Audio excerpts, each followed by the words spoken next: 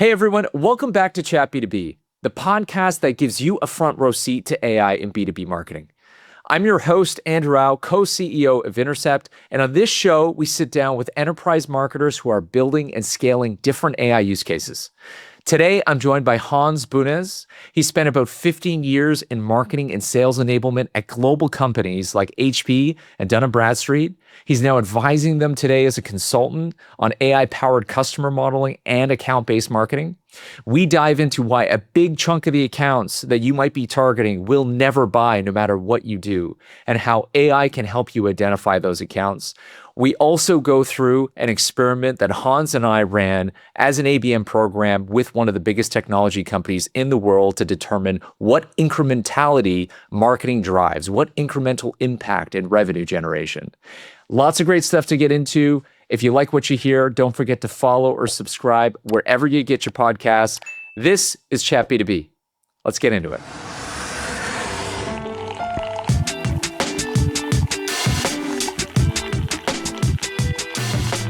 So Hans, you spent about 15 years both at HP, Dun & Bradstreet, obviously global enterprises, running marketing and sales enablement. Now you are advising multiple enterprises as an independent consultant, and you're working a lot on AI-powered data modeling, and we're going to dive into all that fun stuff. But let's set the table for our audience. What's your seat right now, and what kind of problems are you solving right now for enterprises? It's an interesting time, Andrew, and thank you for having me on the show. I think it's a very interesting time where I think everyone is trying to say that AI is going to fix every problem they have. Yeah. And then I think what's happening is that people are forgetting still some of the most fundamental basic things about understanding their customers and so forth. Yeah. It was very interesting. We had two opportunities. We were working with private equity held and even, someone who's recently acquired by a bigger conglomerate. Yeah. And we got into a really deep conversation about them, about creating ideal customers and using, AI and ML to rank big data sets for them. And they all said, we got this. Well, no, we got it already. We understand who it is. But once you actually start digging down, they really still are struggling with it. And then one of the best things I see in these type of discussions, Andrew, still is that if your sales leadership is a revolving door, especially in the field, and in this case, it was, that is an indication of an underlying problem. And even if you're at a couple $100 million worth of revenue, it's an underlying understanding of who that ideal customer and who you should be going after. And I think I'm running into, I wouldn't say, I'm running into a situation now where I'm seeing people like, we can do that in Claude Cowork, or we can do that in Claude Code, we can do all these other things.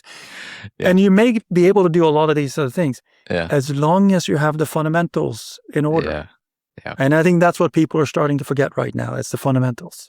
Yeah, I think it's a great point, because I almost find that when you're talking to a client, it's like, okay, well, who's the ICP? There's almost a bit of like an annoyance of like, we already know this, but you have to check those assumptions, because exactly what you said, AI is going to scale and amplify what you have. So if it's shit, it's going to amplify that, right? But if it's good and high quality, I agree. You can use Claude Code, you can use chat, you can use different models, right, to help you get there and amplify. But your foundation needs to be right. And I think the simplest example I can give, Andrew, is that if you're using a reasonably good analytics tool, right, and you're doing a lookalike model, right, which is the first thing people would do is, I have 100 of these customers. How do I find another 1,000 of them, right? That looks like that's them, right. And every model that we've ever done, whether we've used AI ML or we've done a more, pre-Claude, pre-chat, we were doing it more kind of Excel VLOOKUP type of an approach. Right. Yep. The truth of the matter of every engagement we've ever done is that we've overestimated that between 25 and 35% of the accounts that we assume as an ideal customer profile is in fact not an ideal customer profile. And it may even include customers that is already on our roster. Okay. Already customers that have bought from us 2 or 3 years ago. Very likely I had someone I was speaking to recently, and I can't remember who it was, who said, no one wants to hear about bad revenue. Right. Bad revenue. Okay. But there is bad revenue, right? Yeah. It's the customers you'll never make money off, right? Because it could be multiple different reasons. You'll never make money off them. Do you want to use them in a lookalike model? Mm-hmm. No, you don't, right? And these are typically things we see. At the bottom, our ability to do the analytics, our ability to run this is far beyond what we had when we started this in 2020. Even on our first AI ML project we did in 2019. Okay. Yep. And it was very, very successful in a sense. But then we needed super experts to be able to do it. Now we can probably do many of those things with kind of off the shelf stuff that we could kind of piece together ourselves. Yeah. But if the core is not there, or what I put into it, the data isn't there, it's going to be the classical garbage in, garbage out. Yeah, it's a great point. So Hans, a lot of the B2B teams now I find are about a year or two into some of their bigger AI investments or their serious AI investments. I find that the initial attitude was AI is going to transform everything, right? And the sentiment, and again, it does vary. There's a spectrum, but if I had to average it out, it's AI is really hard. Adoption is really hard. What is the ROI of these AI investments? And I can't quantify that. Or if we're marketing some of their AI solutions, customers are having a hard time measuring ROI. What are you seeing in your client base with this? I say two things. One, I'll give you a very kind of micro level, like very, very tactical example, and I'm going to give you a very, very strategic example. Let's start with the strategic example. I was recently speaking to a very senior contact in a Fortune 500 company who shared with me that, I don't know if you remember this, but back in 2022, someone wrote a very interesting article about that they perceived that the first companies that would make over $1 billion worth of money on AI was the big consulting firms. Right. Okay. Yeah. And if you go and look at them, yes, back even in 2022, 23, they were. Okay. Yeah. And one of them had admitted to this contact that of the enterprise AI projects that they were running in a POC mode, proof of concept mode, only 15% ended up in full production. And because the unit economics don't add up. Okay. Typically like the tokens, and we're seeing this in the news, right? Uber has consumed all their credit for the year, for the budget that they had. We got, I was talking to someone on a Fortune 500 company that I think it was even in the news that Microsoft had consumed their Claude, they're bill for canceling their Claude licenses or some of them. Yeah. I was talking to someone else about this in the sense of, a big Fortune 500 company had 3,000 Claude Pro licenses in there, and they're like, we don't know if we can continue to do this, right? And so that's the unit economic stuff, because people are playing with it outside of the production. So that's kind of the macro picture I'm seeing. And Hans, did you hear that company that they didn't have the guardrails, and in 1 month they blew through $500 million? Yeah, I saw that. Right. No guardrails. Yeah. There's a lot of stuff about guardrails and all these other things. On a just micro level, on a micro level, I had a very interesting observation. I've been working with some of the smartest people I know in the B2B data space. Really wonderful pedigree in this particular space. And they really got the fundamentals, in my view, correct. So they've been doing that. They've done a remarkable job of putting it together. And so all of a sudden they have this wonderful corpus of data. Yeah. And all of a sudden they realize that no one's going to read 75 pages of information. Right. So they said, okay, let's use the Gen AI tools and think about this as a database, and let's create a library of prompts. Yeah. I'm going to my first meeting with these 3 people. What are the top 3 things I should talk about? Or we're going to this event. We're planning for it. These 5 people are going to be there. What are the top 3 things I should talk about? Right. Or I'm going to put an SDR, BDR on this. We're going to create a cadence, email, LinkedIn, all these. What does it do? Yeah. How many % of the end users in sales and marketing do you think was ready to take that very, very clean corpus of data, put it into a Gen AI tool, and execute themselves? How many? I would say sub 20%, 5%. Somewhere around 5%, okay? Yeah. That tells me there's a lot of talk and a lot less action. I have been in the conversations with about 25 to 30 organizations with these guys Yeah. where I could, hand on heart, have met one account-based marketer in a $4 billion company who has a roster of 5 accounts that that person supports, who got it, who was ready to do the work and use all the insights in order to drive outcomes for that. The rest of the people Interesting. still want to be spoon-fed. So when you say they weren't ready, is this a lack of weren't ready in terms of not having the skills, not having sort of the growth mindset to try? How did you qualify them as like just they're not ready for it? You could see it so I give you these insights. I've now given you something that you didn't have before. I can see if you're using it, right, from a usage data perspective.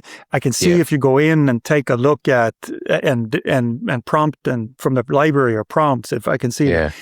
I think it is particularly on the sales side. I'm not saying everyone, but on some of the projects that you and I worked on in the past, right? Yeah.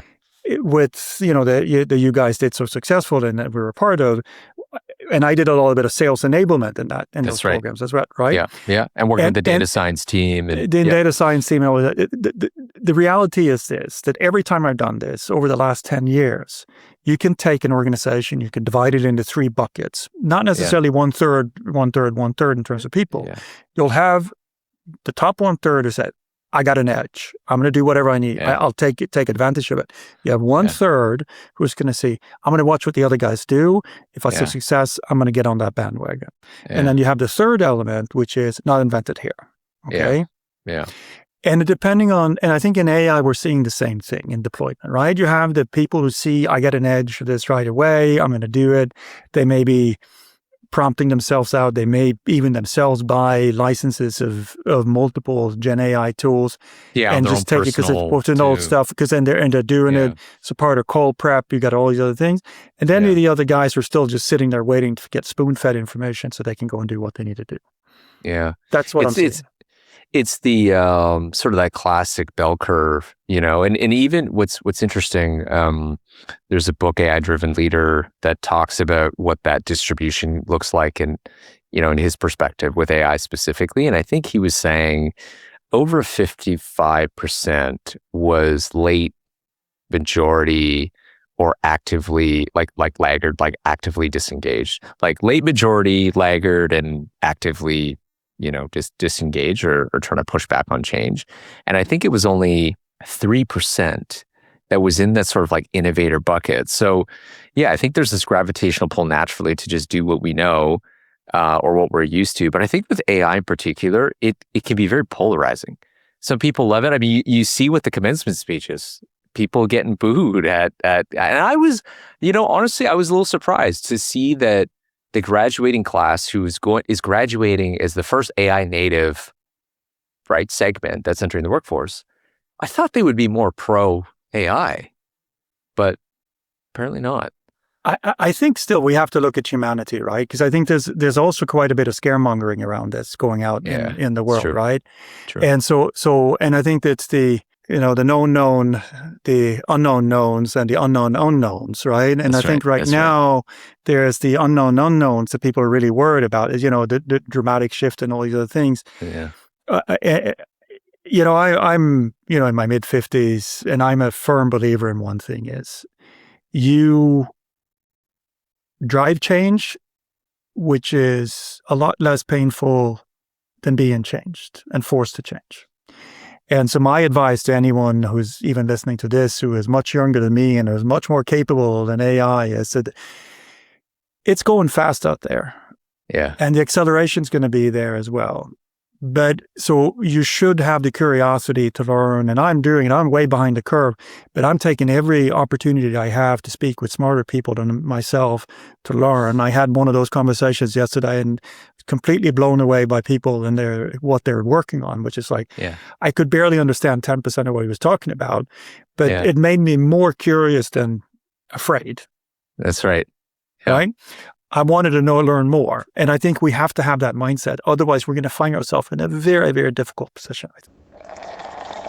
There's a great Harvard Business Review article back in 1990 that actually looked at computers, and the article was titled "Don't Automate, Obliterate," and it was this analysis of how computers came to the market and embedded within organizations. And they said that the majority of organizations were saying that computers didn't add any ROI or incremental productivity, even though eventually, obviously, we know that they did. But what they diagnosed was that these companies were just having computers on the outside of just, on the fringe, as opposed to embedding them into the core process. And the companies like Ford, as an example, kind of, obliterated, as they said, the process, redesigned it around the computer. And that is an organization that's a tremendous gain. So I wonder if we see this, if we'll follow the same path with AI, or that's part of the same sort of symptoms, which is if you're using AI to just, tag on and extend existing processes, it's going to be very painful and you're not going to see that ROI. But if you reinvent, I cringe a little bit when I say that, but when you design, when you're thinking about doing new things in new ways, I think that's where the value is going to get unlocked. But it's not an easy shortcut, right? It's going to take time. There's a lot of human change management in this. I think AI its biggest problem right now is the management of change of people. It is there, and I think it's creating the environment where people feel this is going to enable me to do things I haven't been able to do in the past. And Right. I can say that I've been very kind of slow in adapting, but over the last 4 or 6 weeks, from a productivity perspective, I've done a lot more and more and more. Yeah. And I'm discovering things on a day-to-day basis, simple things like, my best new friends is, I have to admit, it's Claude, for work. It's writing all of my proposals for me. It's doing a lot of work. It comes up with stuff that is much better than I would have done myself. It's giving me back 8 hours in a day for stuff that I was hacking through on PowerPoint myself in the past. So it's more about how do I make it work for me? Yes. In my role, and what can I do with it? And how can I use it as a sounding board for my thinking process? And there's a lot of different on individual. So I think you have to start there, and you have to go back again and say, what can it do for me? Yeah. Right? In where I'm at in my life. What can I learn more? And then I think that if we can get into that curiosity space, and it's there. And then I think the leadership teams and organizations, and I think this is also, I think there is a need of explaining to people what does it mean from an organizational perspective. I think there is a discussion about humanity that we shouldn't be forgetting about this and the more AI I do, the more interested I am in talking to other people. I can tell you that for sure. But it's that mindset, I think, that, people need to really lean into, because you can victimize yourself and say, I'm going to be out of a job and AI is just going to take over. Or you can get curious and say, hey, how do I leverage it and make it, how do I weaponize it for myself, right? In the best way possible. I want to go back to a point you had said earlier around, there's still some core foundational things that we need to get right before we scale AI and see the returns. I think one of them is just the classic marketing and sales alignment, or I should say misalignment. And I guess the question for you is, does AI make that better or worse in terms of that marketing sales alignment? Because we still run into that a lot. I don't know how we're going to bridge that chasm, and I call it a chasm at times because I think it is, right? In my ideal world, as I walk into an organization, I think if we can get to a place where we have a joint understanding of who the true customer is, we jointly understand our value creation to that customer, and we divvy up our respective roles within and how we're going to do that for those customers. I think if we can get to that alignment, I think we're in great shape, right? And I've been in situations in Fortune 500 companies where, when I look at in this case, the sales team has been maybe better at defining who they should go after. Marketing says, well, anyone can be our customer. And trust me, they couldn't, right? When they're selling something as complex as they are selling, okay? So that's the one thing I always try to say, can we agree to who the true customer is? Okay. Can we agree to, I mean, I look at some of the Fortune 500 companies I work with, and many of them, so most big legacy tech firms are organized around what I call coverage models. Okay. It's essentially their ability to cover on a territory, on a district level, on a segment level, whatever else. How much of this can I cover? All right.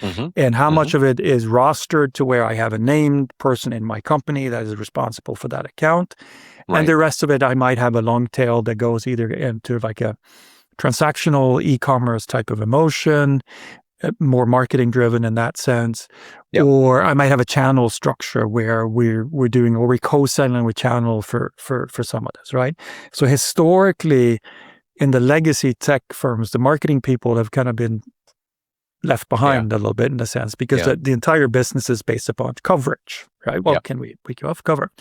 Yeah. If we can get to a point where we don't care about cover first, where we care about truly who are the customers, and how do we best go after them? What's marketing's role? And then I think we can bridge that chasm in the first place. But that's what I see. So a lot of times is I don't even see alignment on that, who the customers are. Yeah, I think it's a good point. I mean, we need a true single source of truth in many aspects on who our customers are, and propensity modeling and all that kind of stuff of who we should go after next.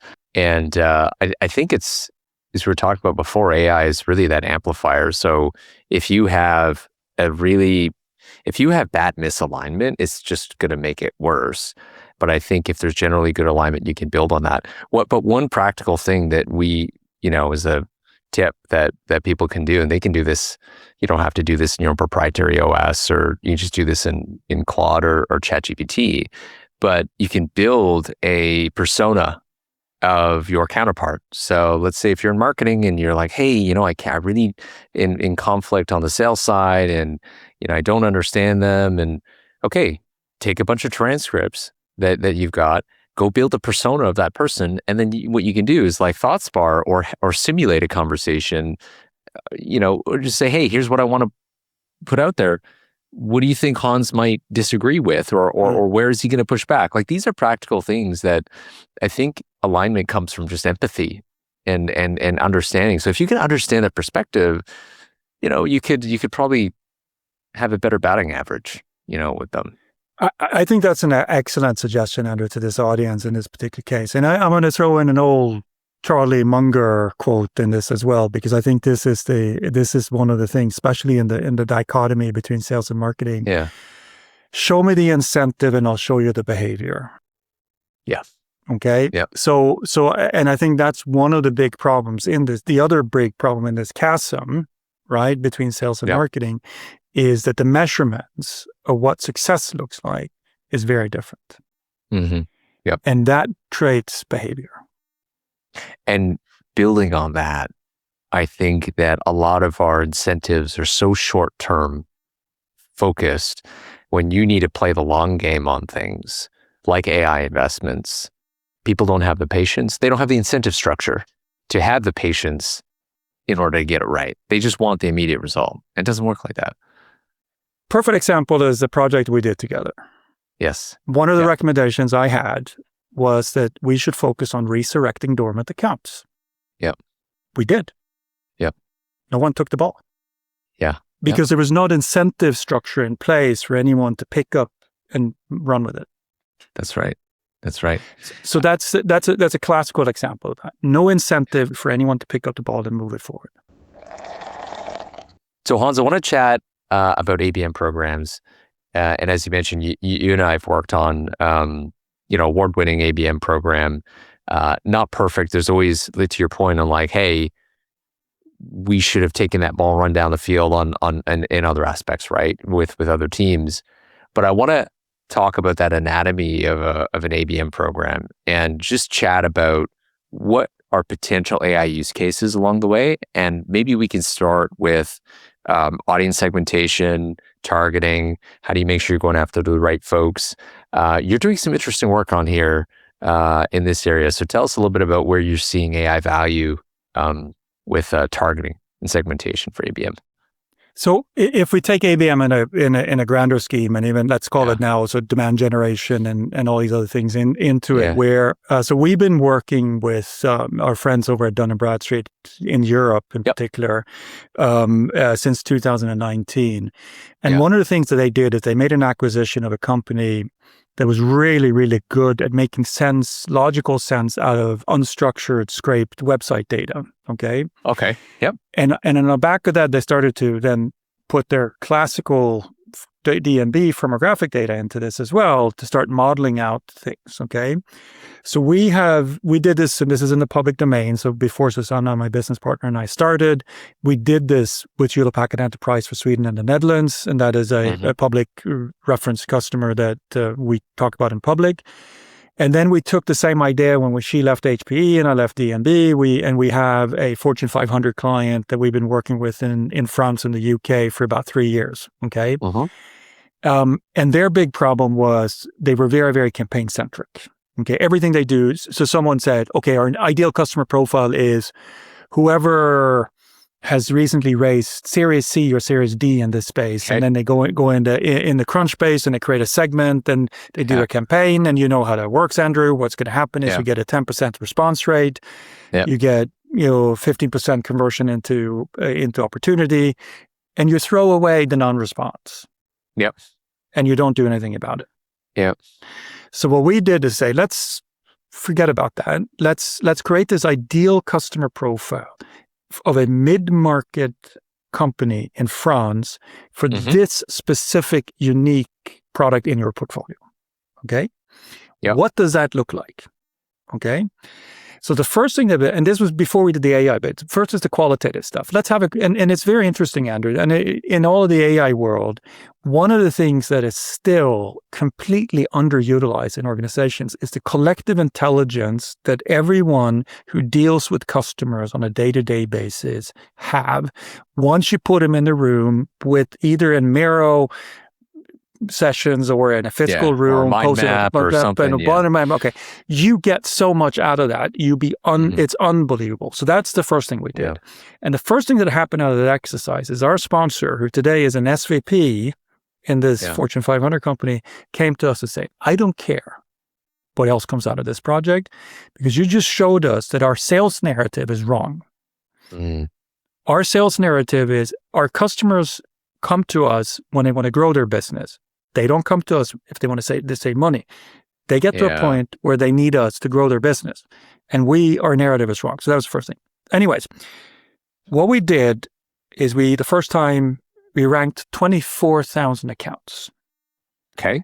Using AI ML. Okay. So we set guardrails in the sense of we box the market. We set some parameters of at some point in time, we need to set some parameters on the firmographic data. So we set industry inside, size, revenue, a few other things. Makes sense.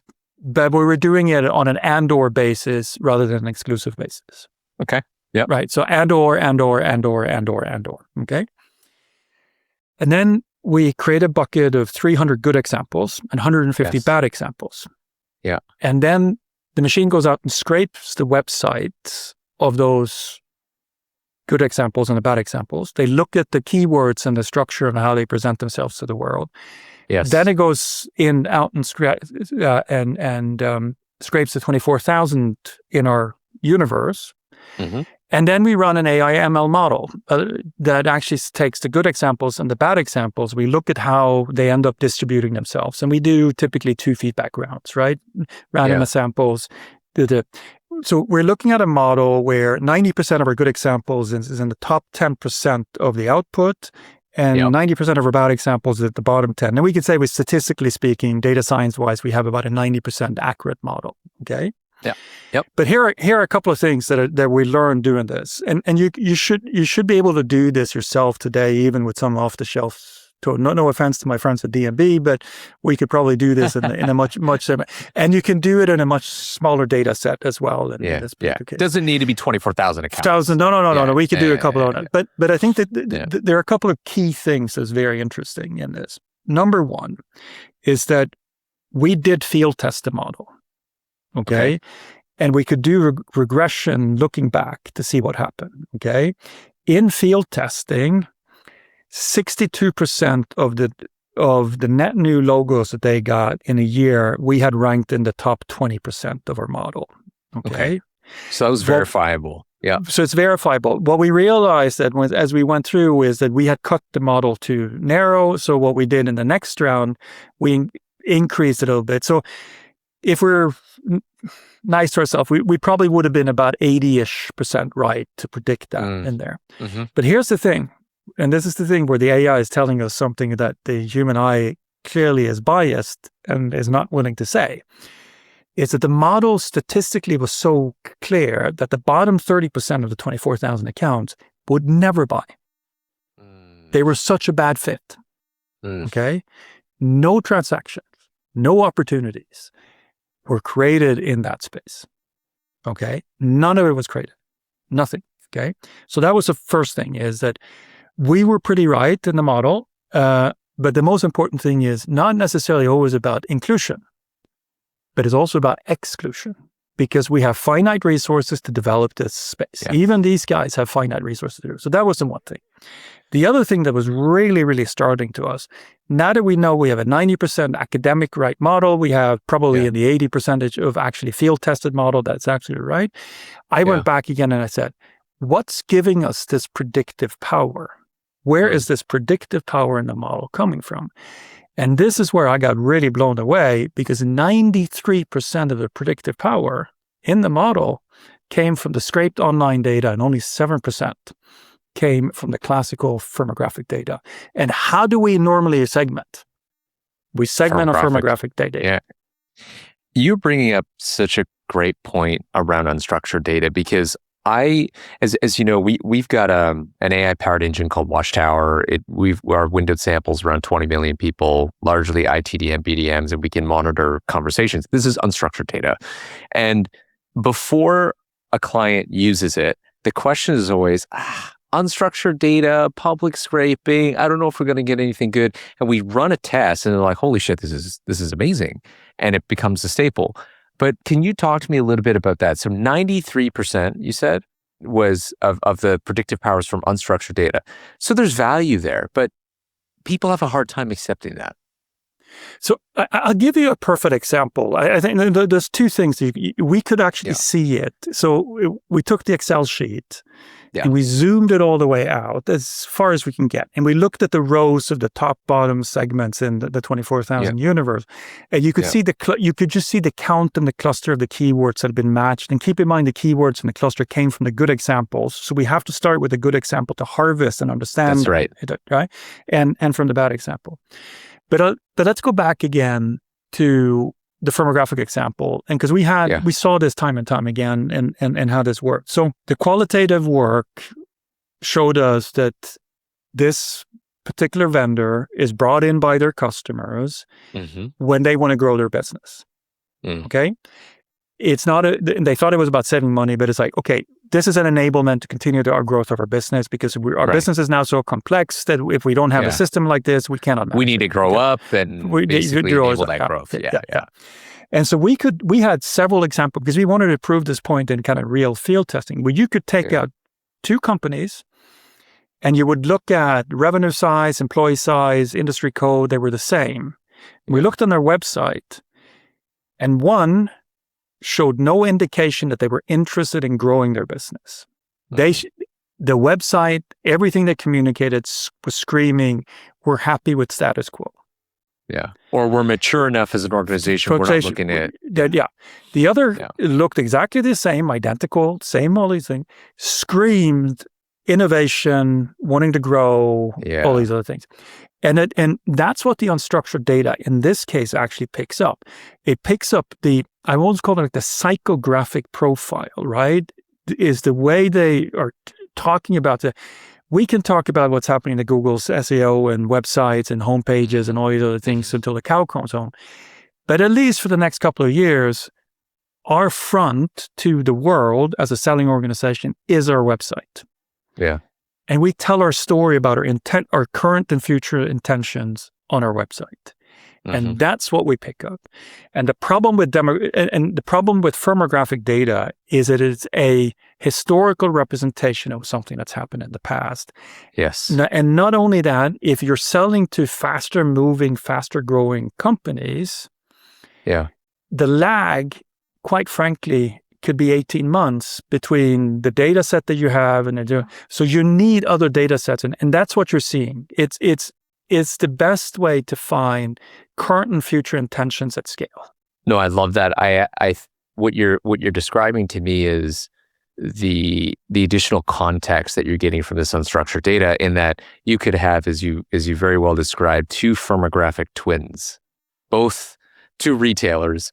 One is very mature and is like, no, I'm good where I'm at, and versus others that are investing in cloud infrastructure that are, one of the factors that we see is like executive team diversity. The more diverse that team is, it's got a higher aptitude for innovation. Like, there's some very interesting correlations here. So what are those, to your point, psychographic or other characteristics that indicate they want to grow and be an innovative organization? Well, and that's what you need to sell cloud ERP or other solutions, right? And I well said on the unstructured piece. Okay, so let's say we've got the account list. Let's talk about then content, downstream execution. Where are you seeing use cases for that in your current work yet, or not? Yeah. So go back to the example I talked about earlier. The most sophisticated guys I know in B2B data. Yes. So what we can do with all of that contextualized data that they have done is, let's say we want to create the most simple thing is we want to create an account-based marketing plan. Either if you want to do a true one-to-one, you can use all of that data as your content repository and build out from a campaign perspective, because you now have the buying committee and everything that they're talking about in social media and whatever it is in that case. You could maybe slice and dice it on a vertical. Okay. Yeah. I mean, when I go back to the ABM campaigns that I ran in the past, my first recommendation back then was actually to verticalize content, right? Because I'm in retail. I'm interested in what other retailers are doing. I'm in FSI. Similar priorities. Right? Yeah. And so that was good. And what I'm working with these guys on, which has been very successful, is the ability to use. So let's say you want to run a cadence, right? Yeah. I'm an SDR. I'm running these 100 accounts, LinkedIn, email, phone, scripts, all these other things, contextualizing it with the specific personas that I'm in contact, based upon what they've also talked about, using all these other things in that sense. It's also extremely powerful in that sense. So those are the things I'm seeing from a where it's both from a content perspective, but also from an outreach strategy perspective. And then it's always the question of how much personalization do you want to do and so forth in there. But I think the big thing I see is the synthesizing and the contextualization, which is, I think, is where the AI is actually doing exceptional work.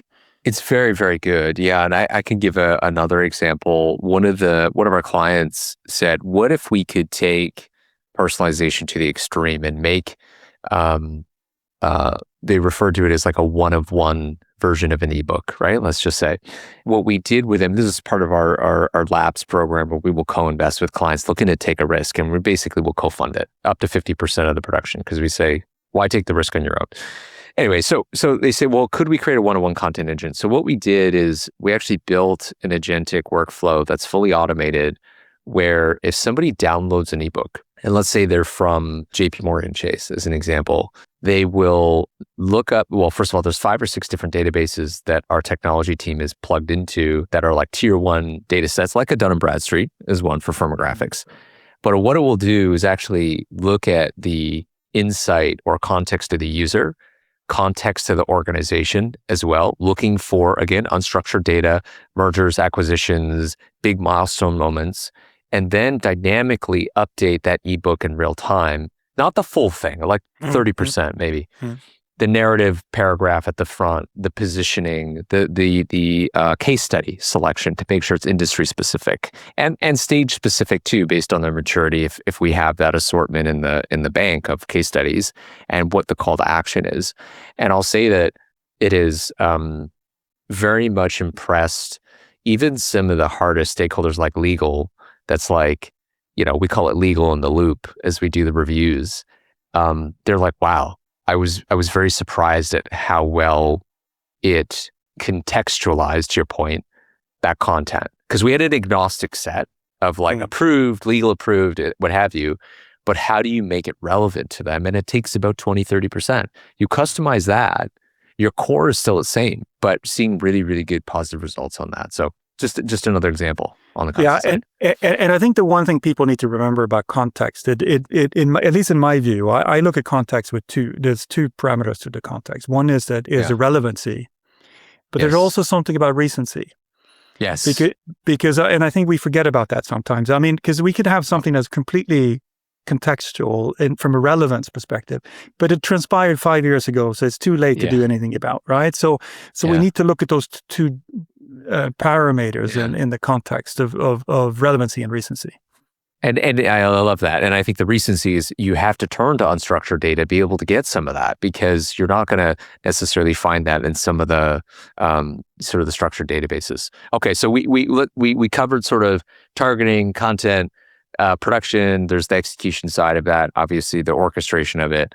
What about the measurement? That I feel is where, and we obviously ran into this too in our ABM program that we ran together, where we did that A/B test, ABM treatment, right? On one half, we went dark on the other. You worked very closely with the data center, a data science team on that. Even just in that example, what did that prove to you? What did you learn on that just by looking at the data? So I think so I think again, come back to context, which is important, right? So I think I think if you look at the work that we did, we actually have to go back to some simple business fundamentals again, in terms of books out there. So crossing the chasm and all these other things in terms of what happens to a category, right?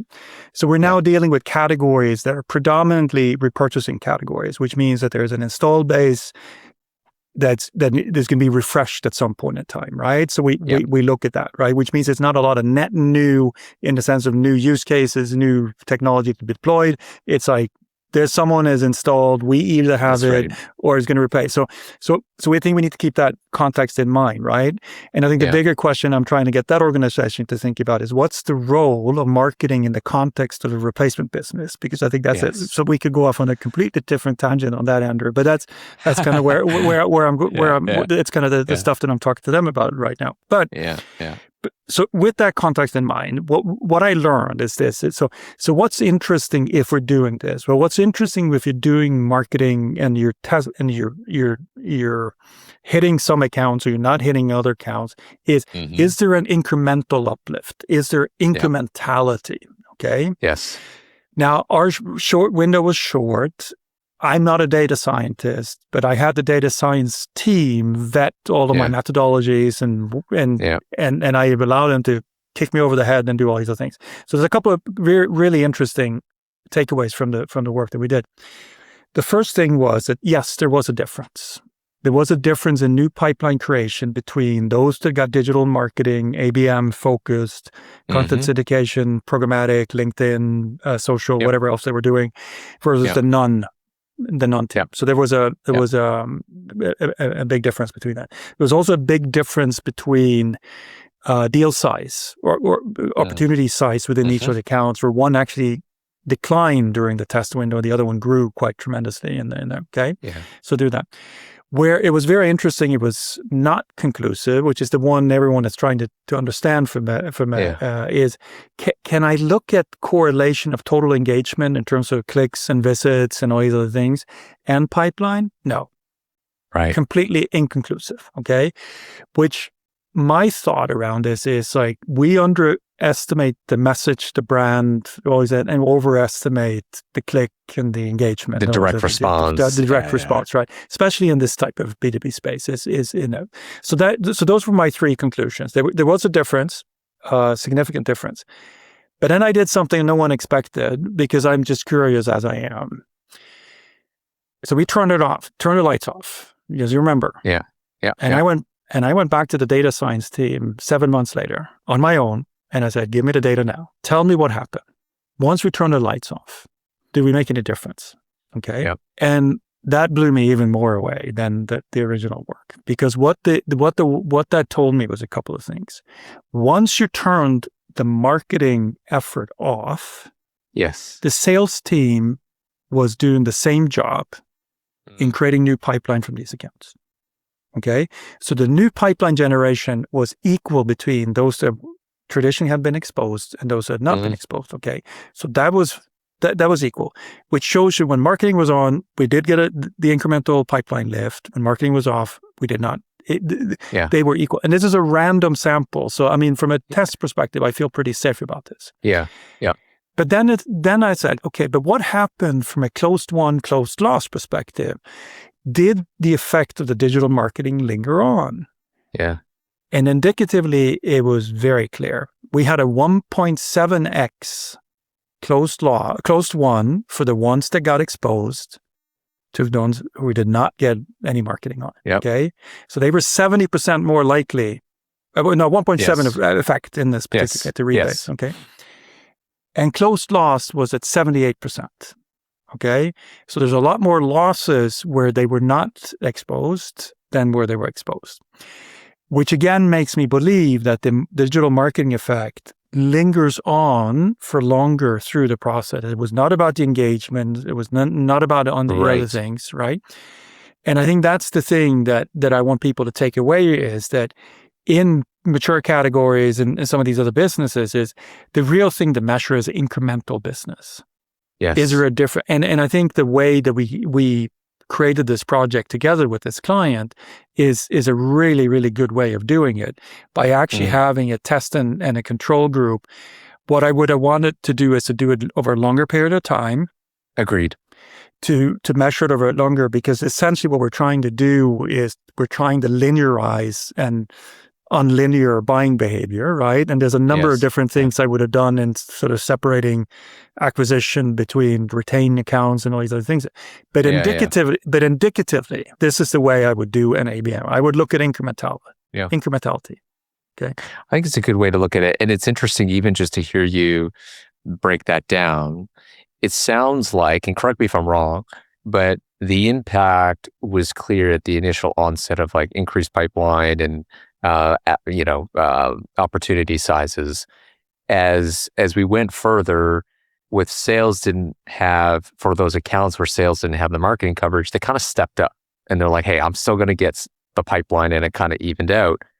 But our close effect or the conversion rates are higher significantly on the ones that were exposed. So it's almost like it's an interesting path. The through line that I hear is, the demand. Yes, we want direct response, but even that demand gen piece is still building mental availability at the time of purchase, which might be 7 months, 12 months, whatever down the line.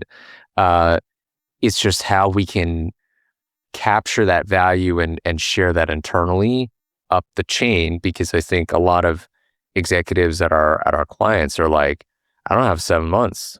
I gotta get it now. But nothing rarely works like that. Yeah, but I think so. I think there's if I looked back to what I would have done different and how I would have so I think the engagement data I would kind of not care so much more. I've been more kind of hung up on engagement data as an early indicator in the past and doing it. But what I would do is, if I do this again, I would look at early, so leading indicators, kind of lagging indicators and outcome, right? So a leading indicator if I was to do this again is I would be, do I get more meetings than from group on my test group versus my control group? Do I get more meetings, more conversations, whatever? Not necessarily leads, but do we see more meeting frequency for sellers in there, right? Yeah. And then the next thing is, do I see more opportunity creation, right, in there? And then there's the opportunity acceleration which is the outcome, and then the revenue there. And most leaders, to your point, is not going to sit there for 7-8 months and wait for the last part. So we need to break it down. And then we have to break it down into something that is meaningful for that specific business, right? Right. Yeah. Makes sense. Back on ABM specifically, as you think about forward, and nobody has a crystal ball, but think about sort of the next 12, 24 months. What does a really great ABM program look like in 2027? And what does that look like to you? I think your ability, so again, I think context of the size of business you're running and so forth in there. But what I would like to see a really good program is really centered around the right targeting, because it's such core to me. And in the cases, our project was more about testing a hypothesis out. We didn't care so much about the targeting. But if I go back into the original ABM programs that I designed, we really focused very hard on the targeting. So a really, really good, so there was a guy, I keep forgetting his name, who had a very thought-provocative LinkedIn post last week about ABM is a hoax because it tends to forget the 95-5 rule, right? Yes. Right? The purpose of the fact that only a certain portion of your market is certain of your total market is in buying mode, and whatever you want to do doesn't matter, right?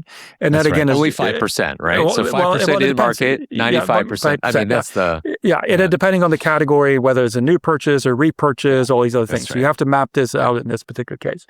And I answered to him as I think the two best examples that I've worked on where I was involved, and I looked at the folks were. And I wasn't directly involved in the first one, which was CSC, before they merged with Enterprise Services from HPE and became DXC Technology. The one thing they did was that they did what they called pursuit marketing, which meant we're going to go after this, and marketing and sales is going to go after this. It's a deal. We know it's the buyer's there. It's potentially a competitive bid, and the result is binary. Yeah. We're going to win or not. Did we win or not, right? So we can measure that. And then, because in this case, from an old programmatic guy like me, we tend to forget that salespeople in big complex deals have one problem. Well, actually, they have two problems. They have reach and frequency. Okay. Which is why I still think programmatic and some of these other tactics make sense, because it's making up for the reach and frequency that salespeople don't have. As an example, It could also be out of home. It can be a number of different things you do to that. So I think that's one thing, is that invest ABM where you know they're going to buy, and don't rely completely on the sales team. I would love to see more of that type of stuff. Yeah. And the other one was, if you know, again, back to the 95-5 rule, if you know what's going to happen, that there is a specific buying entity coming out at a certain time, reverse engineer back to that and use that as your proxy of doing things. And I've seen that also work really, really well. But again, if I'm in a SaaS world where I am selling $100K and I have a minimum $100K deal, I have 1,000 accounts, I would consider how I would run those 1,000 accounts based upon further segmentation, further signals, further all these other things in order before I make investments into them. So starts with that customer, start with understanding if the purchase of the category happens for that, and then start with that as a baseline, because that's the only way you're going to be successful. You have finite resources, use them wisely. Hans, when you hear everything, all the developments, new AI models, new news from the frontier labs, why do you think B2B marketers should be excited to be on the field today, right? Like you hear on one hand that AI is going to replace all of knowledge work within the next couple of years, which is certainly scary. Then you hear on the other, we're going to see these one-person billion-dollar entities, which, maybe you're on your way to doing that. I don't know. No, I mean, you've got a team. No, trust me. I'm not in that space, but it's exciting. I mean, why should we be optimistic for the future? What do you think? I think there's the optimism, and I think is in my optimism is based on a couple of things. I think we're still ways away from an agentic buying and an agentic selling of complex B2B. Okay. Yeah. I still think there's going to be humans buying from humans for a while. Okay. Yeah. I'm still super positive on the agentic. If I had $100 million to spend, I would create a buying agent rather than a selling agent. Okay. That's because I think that would be in a very interesting space to be in. But I still think that, so that's human level so that curiosity to learn about customers and the behavior and all these other things, the more you can spend, I think it's two polar opposite recommendations, reviews I have. One is get more human, okay? Yeah. Understand human psychology and buying and what drives people and all these other things on one side. And I think marketers need to do that. I think marketing, to many ways, have gotten away from really. Marketing should be the people that know the customer the best, and I think they've forgotten about that at times. Okay, so I think that's one thing. And then the other side of it is what. Right now, in my view, AI is predominantly about efficiency, but not yet about effectiveness. Well said. And so I think what we need to do is understand what's the efficiency play for me in my role in my organization, and what can I do, and these things. I look at one guy I think is very interesting to take a look at is SaaStr, Jason Lemkin, I think is his name, right? Who essentially has a VP, an agent that's a VP of marketing that's doing a lot of the work, and they seem to be doing great work around this. But I still think so. You need to figure out what's in it for me in my role in my organization and so forth. But start thinking about how am I going to deploy AI to make what we do more effective, right? And effective in this particular case are things like pipeline, conversion rate, gross margin, and all these other things. Those are the things that I'm interested in. The efficiency, I'm with it, but think about effectiveness. Where can I use it to be more effective in our business? I think that's well said, because I think efficiency, while that is the immediate, you can look at that as an immediate outcome of AI, where it's like, hey, I can automate this, or I can maybe conserve resources. I think it's short-sighted in that that's how you get to, there's sort of 10% thinking and 10x thinking, right? So the 10% thinking is like, hey, how do I make this more efficient? And, it's kind of like the Harvard Business Review article of the companies that brought computers but kept them on the outside and didn't change the process. The 10x thinking is, well, how do I do this completely differently? And that is, to me, about value creation. This is the innovation. This is the creativity stuff. And, that is, if we are truly going to leverage AI to get that 10x thinking, we need to be doing different things. And I think that is how we avoid this whole, was it the ghost GDP phenomenon, where it's like everything gets optimized and then it all goes to crap because we limited the customer base. Yeah, if we don't innovate, if we have a lack of ideas and and creativity, but if we have that, I think we're going to create some really, really cool things.